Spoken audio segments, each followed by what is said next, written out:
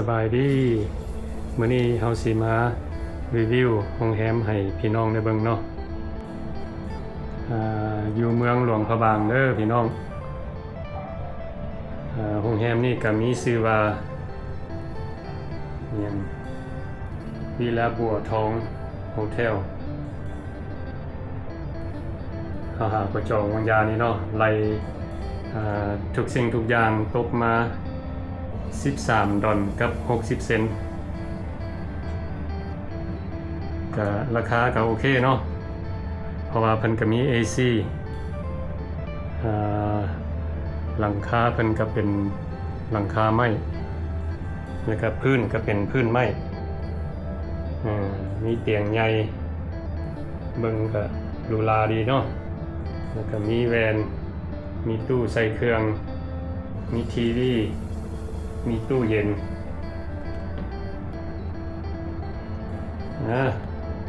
เบิ่งคือโอเคเนาะห้องน้ำของเพิ่นก็แบบหรูหราดีเนาะเป็นพื้นหลังคาไม้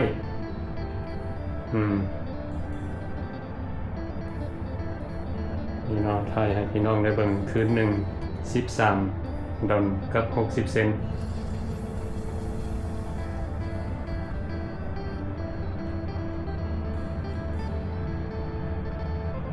โอเคเนาะแล้วเพิ่นก็มีตู้เซฟสำหรับคนมีเงินมีคำหลายเนาะเอาไว้ในตู้เซฟนั้น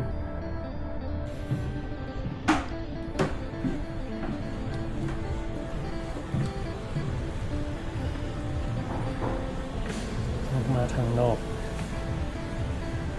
ข้างหลังมีเป็นแบบนม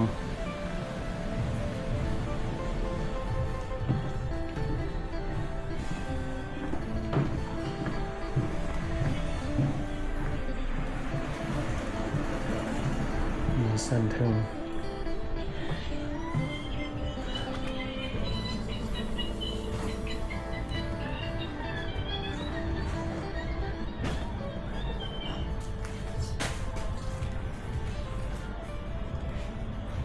อันนี้ก็สิเป็นเกสต์เฮาส์เนาะวิไลวันที่เรามาพักคืนนี้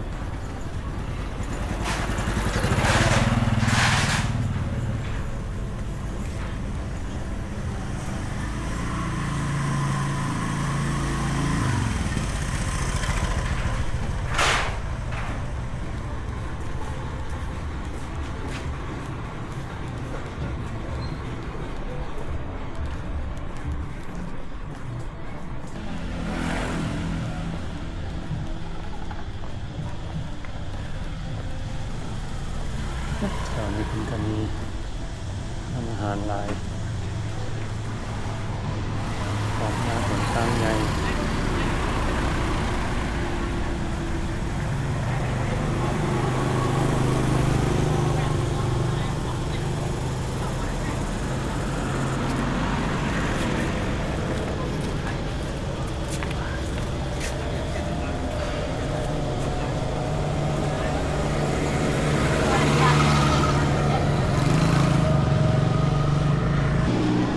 วันนี้เขาก็สิออกย่างไปหากินอาหารเช้าเนาะ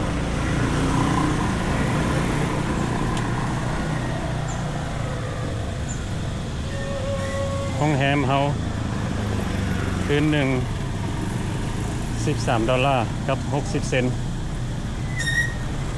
ก็โอเคเนาะห้องแฮมเพิ่นก็สะอาดดี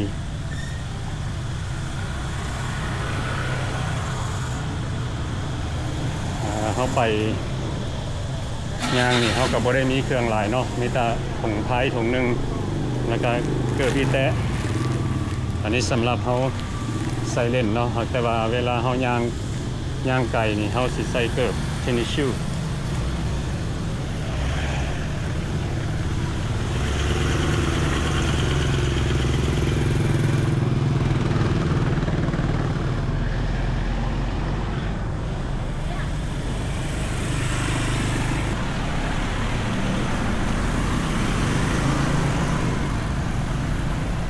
เวลาเฮาอยากไปใส่รถขี่เพิ่นก็มีหลายเนาะอยู่เบิดทุกแจแต่ว่าสำหรับเฮาอยากย่างเลาะเปิดหูเปิดตาเนาะต่างเอ็กซ์ไซส์ไปเลยบนเสารถถีบเพิ่นก็มีเนาะ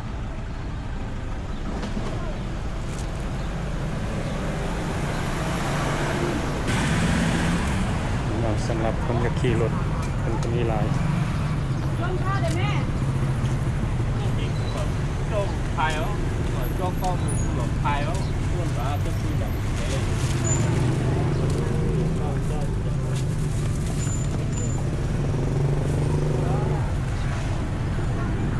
โอ้อันนี้ก็บ่ได้ไกลเนาะพย่างออกมาก็มาฮอดแถวตลาดมืดโอ้บ่ได้ไกลใกล้ๆนี่เนาะ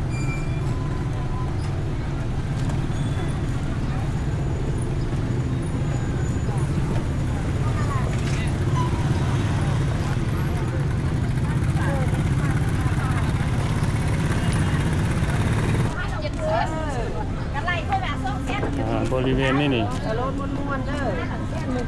อันตอนกลางคืนนี่สิมีรถจักรจอดเต็มนี่แถวนี้นี่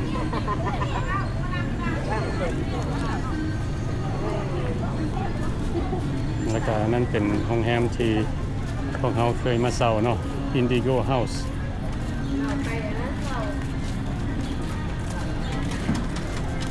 แล้วก็อยู่เบื้องขวามือนี่กลางคืนสิเป็นห้านอาหารเบิดนี่ตอนกลางคืนเนาะมันสิเป็นห้านอาหารเบิดมาถ่ายให้ FC ได้เบิ่งสำหรับคนเคยมาอยู่โรงแรมตัวนี้เนาะ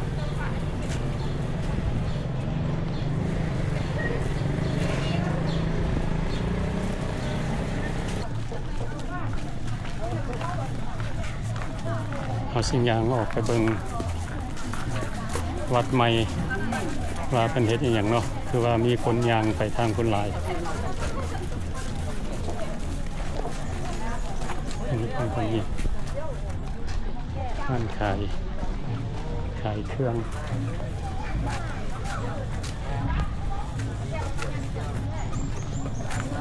มาตลอดทุกเรื่องนะสลาย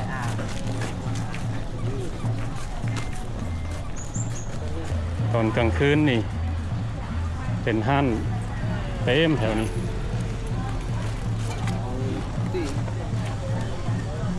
เป็นสิตั้งบูธขายเครื่องอยู่นี่เนาะตอนกลางคืนคุณละไปฮอด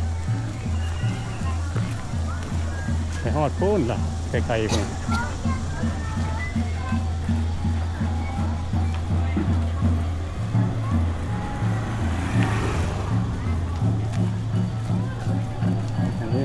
ขายอาหารขายน้ำอ้อย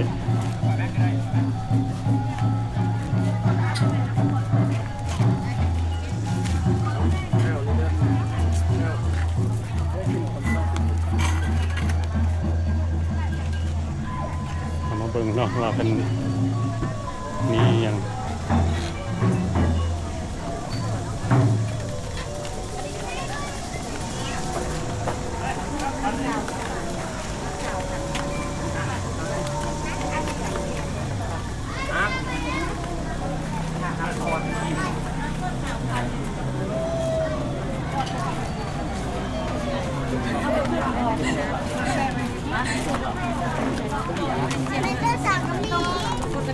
ไว้ไปอ่านอยู่เหมือนเราจะเห็นนี่กันหรอ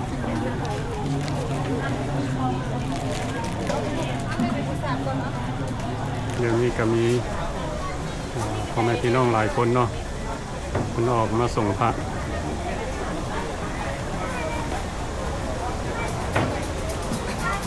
สา ธุสาธุขออนุโมทนาเจ้าปักศรัทธาครอบครัวบ่วงเดือนวงสวัสดิ์บ้านหาเฮียนโมทนาทุกปัจจัยจำนวนเงิน100,000กี่ขอพระนิสงฆ์ผลส่วนนี้จงมาทำมนุมาทรงครอบครัวของทานจงมีแต่ความสุขความเจริญหายทุกข์หายโศกหายโรคหายภัยหายพยาธิโรคาจัตตารโอธรรมาวันทันติอายุวันโนสุขังพลัง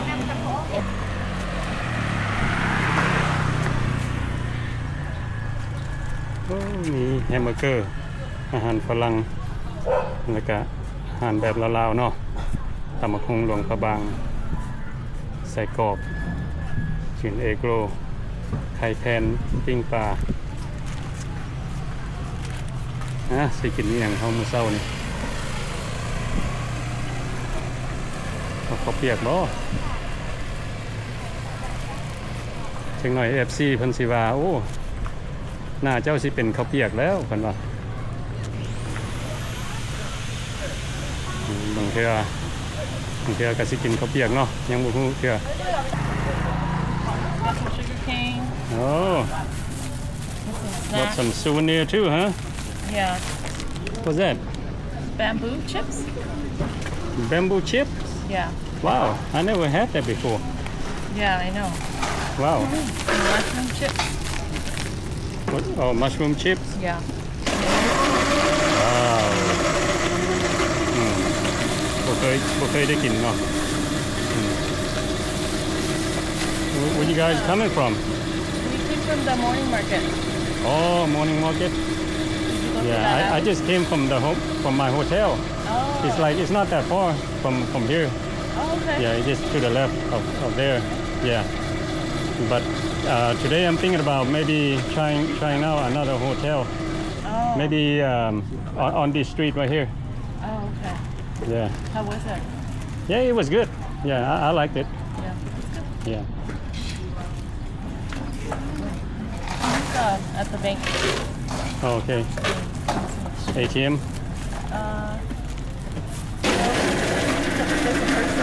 Oh, okay. Fun.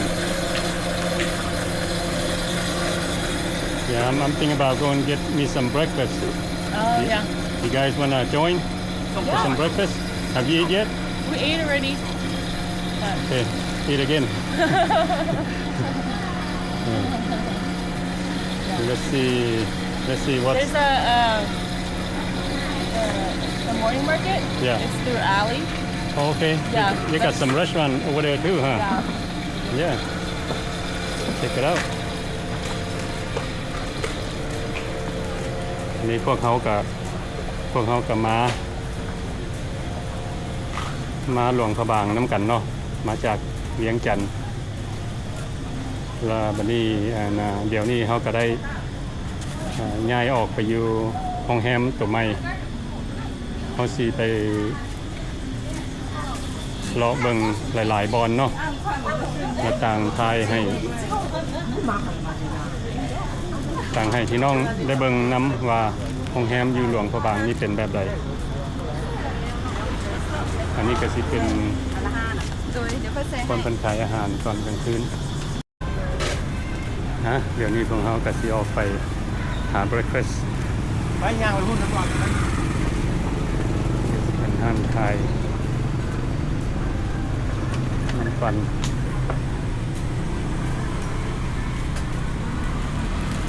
เฮาย่างมาเล่นก็มาเจอเพิ่นเนาะ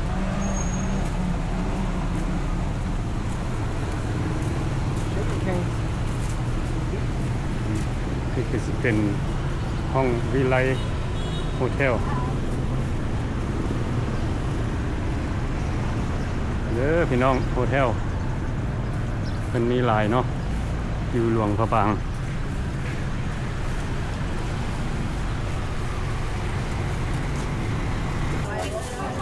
บนขายซีน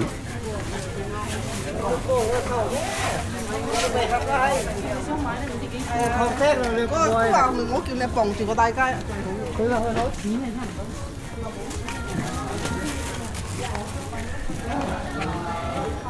What about this one? I have some good.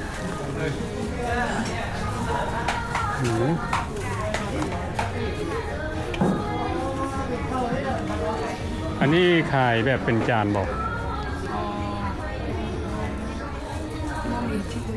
ฮะขายเป็นแบบใด看，这个是鸡个 Chicken 薄壳，吃烤米饭。 โอ้มีข้าวนํบ่ 哦，米烤， มีข้าวโอเค 好吃。 You guys want to eat here? 有火， This serve. Okay. 烤饼，烤水。 โอ้เป็นข้าวเปียก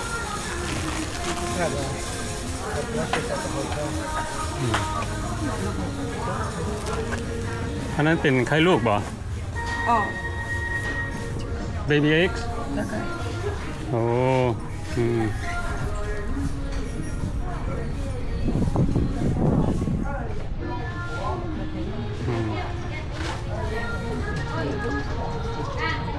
มีนั่นบ่ Ayah apa? ฮะมีอันนั้นบ่น่ะ Ha? หันต้ม มีอันนั้นวะ ต้มไก่บ่ men. โอ้ 那个猪肉还有是吧？啊，有那个什么东西？鸡肉。鸡肉，那个白切鸡吗？啊，有。 อย่า OK。还有其他的吃什么？เอาอย่างเดียวเอาอย่างตื่มเด้ 菜单给他。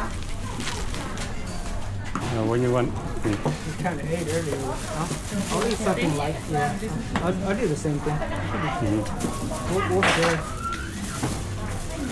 try some of the noodle looks good บ่ข้าวปุ้น We ate some.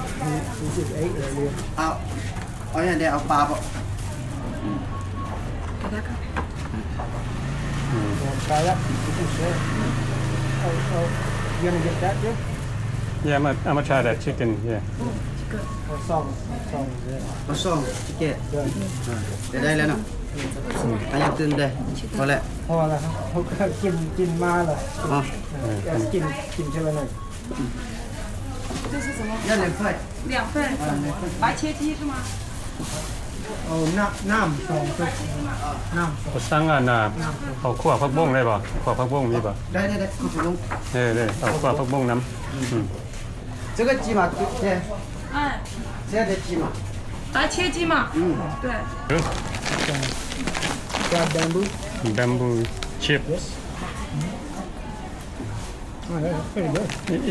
it's called fried bamboo fried bamboo shoot บ่เคยกินจักเทื่อ never had this before I know. be like I saw it and I was curious. let's see This looks pretty good.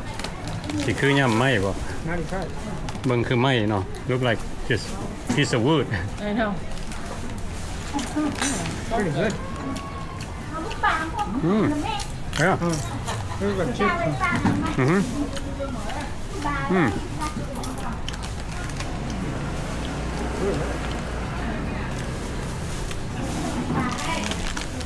not bad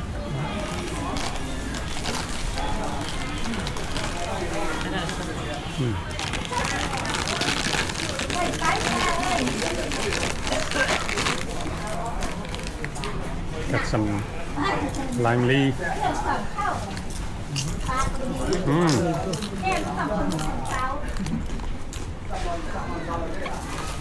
Mushroom too. Mushroom chips.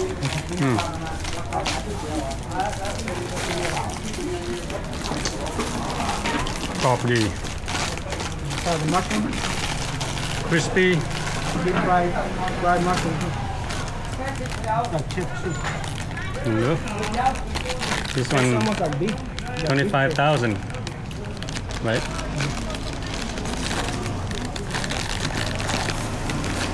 look what's it called fried mushroom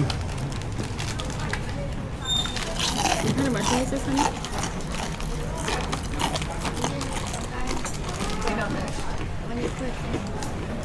มานั่งกินไก่ขั่วผักบุ้งมีเจล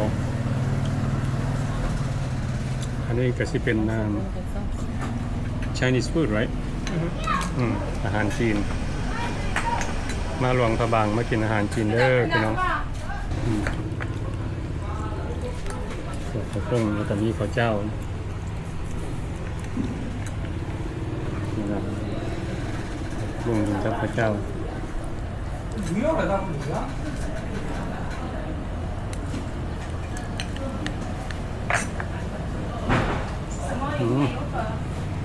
สุดยอดแล้วขัวผักบุ้ง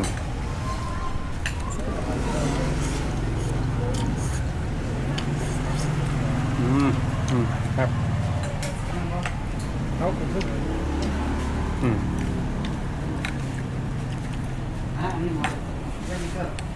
麻球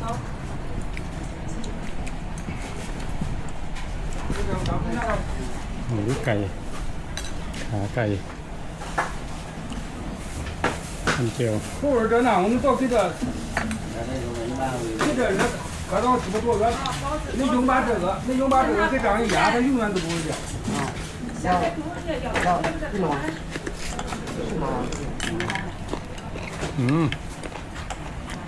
ครับ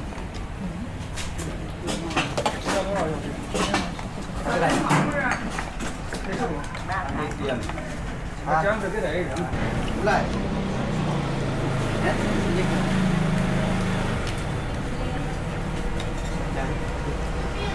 อาหารของมื้อนี้ตกมาเป็นเงิน600,000เท่าไหร่ก็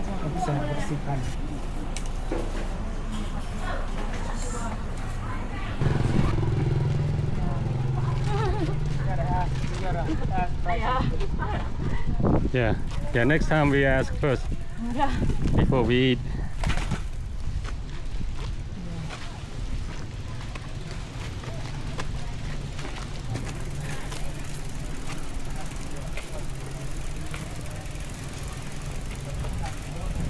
Mình đi họ cả sinh nhang lọ to nó đi theo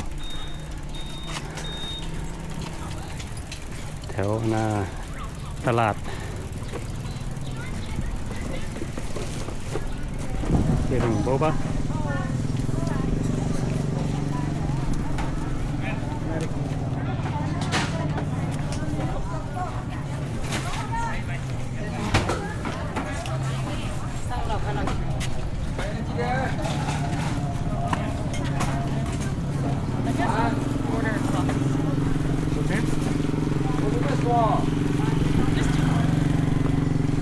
What is that? Hawaiian soda. Blue Hawaiian soda? Yeah. Oh.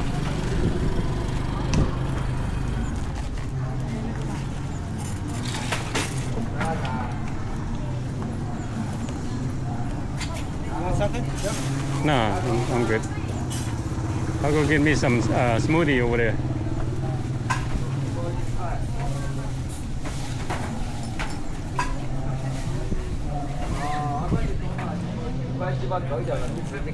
I'm Kai Boba. What are you getting? Green milk tea. Green milk tea?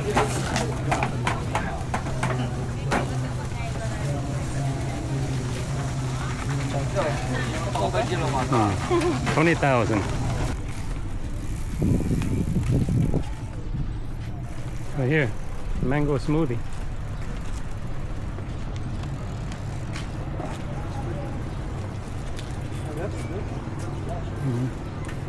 Want one? Yep. Yeah, I'll try one.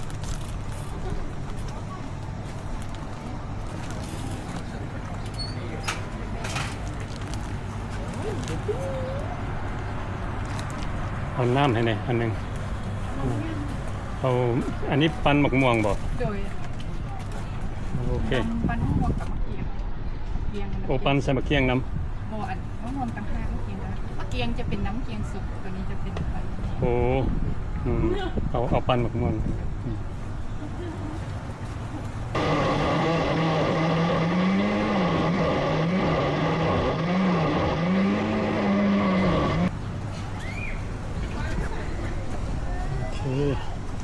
โอเคเข้าใจ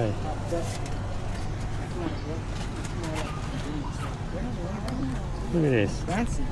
Yeah. That looks good. Get to eat mango too.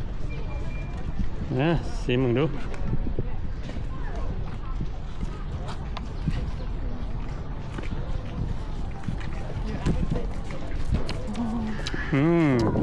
Smells good. Really good.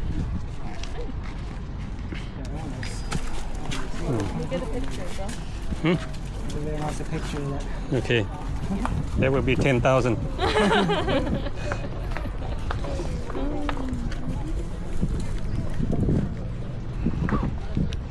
I will sing.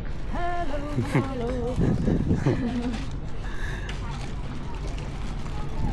มื้อนี้ก็ได้ชิมหลายสิ่งหลายอย่างเนาะออกมาจากโฮเทลเฮามันย่างแล้วก็มาเจอเพิ่นก็มาจากโฮเทลของเพิ่นอันนี้เฮาก็สิได้ย่างไปสอบหาโรงแรมใหม่เนาะเพราะว่าเฮาก็สิอยู่ตรงใหม่ไปเรื่อยๆโอเควันนี้เฮาก็สิได้จบคลิปเฮาไว้สำนี้ซะก่อนเนาะแล้วก็เป็นจังไดก็ขอบใจเบิดทุกคนที่เข้ามาเบิ่งวิดีโอของเฮา